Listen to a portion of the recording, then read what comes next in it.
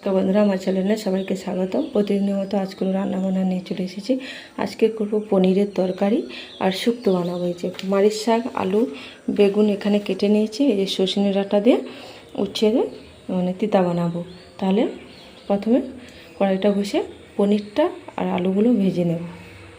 কড়াইটা বসিয়ে দিয়েছি, এই যে তেলটা গরম হয়েছে, পনিরগুলো ভেজে নেব।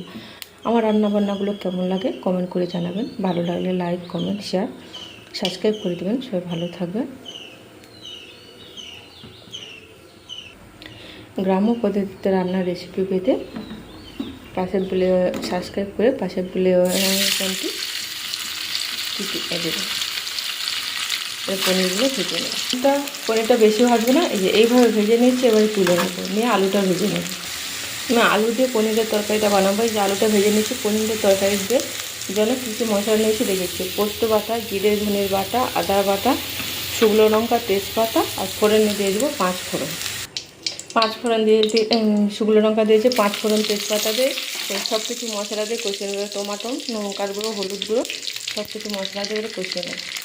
সব কিছু মশলা দিয়ে দিয়েছি। এবারে মশলাটা কষিয়ে নেবো। মশলাটা খানিকটা কষা হয়ে গেলে তারপর পোস্ত বাটা দেবো। এখন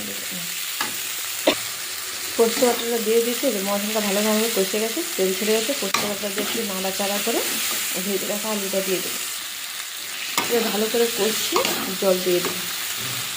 ভালোভাবে এই যে কষিয়ে নিয়েছি, এবারে জল দিয়ে দেবো। জল দিয়ে দিয়েছি, এবার ঢাকা দিয়ে দেবো। ঝোলটা ফুটে গেছে, এবারে পনিরগুলো দিয়ে দেবো। আলুগুলো আমার সিদ্ধ হয়ে গেছে।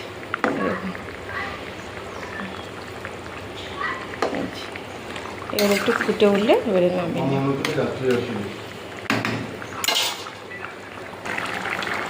পনির আলুর তরকারিটা এই যে এইভাবে করে নিয়েছি। এবারে নামিয়ে নেব, দিয়ে কড়াইটা ধুয়ে তিতাটা রান্না করব। এবারে মারিচ শাক, আলু, বেগুন হচ্ছে এরকম পনিরের তরকারি কালারটা এসে দেখো। এবারে কড়াইটা বসে উচ্ছেটা আর মারিচ ডাঁটা আর আলুটা ভেজে নেব। উচ্ছেটা এইভাবে ভেজে নিয়েছি, এবার তুলে নেবো। আর এই যে এখানে সজনে ডাঁটা, আলুটা ভেজে নিয়েছি। এবারে মশলাটা কষে নেব। ফোড়নে দিয়েছি 5 ফোড়ন, শুকনো লঙ্কা, তেজপাতা, আদা জিরে আর ধনে লঙ্কার গুঁড়ো, হলুদ গুঁড়ো। এবারে কষে নিয়ে মশলাটা কষে নিয়েছি। এবারে ভেজে রাখা আলু, ডাঁটা, আলু, শাক, বেগুন দিয়ে ভালো করে কষে নেব লবণ দিয়ে। এবারে ভেজে রাখা উচ্ছেটা দিয়ে দিয়েছি। এবারে আরেকটু ভালো করে কষিয়ে জল দিয়ে দেবো। দেখুন তিতাটা হয়ে গেছে। এবারে নামিয়ে নেব। এইভাবে করে নিয়েছি, নামিয়ে নিয়ে দেখাচ্ছি।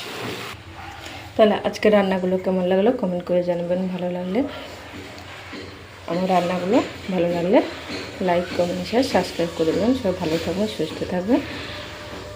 টাটা। আর পাশের বেল আইকনকে টিপে দেবেন।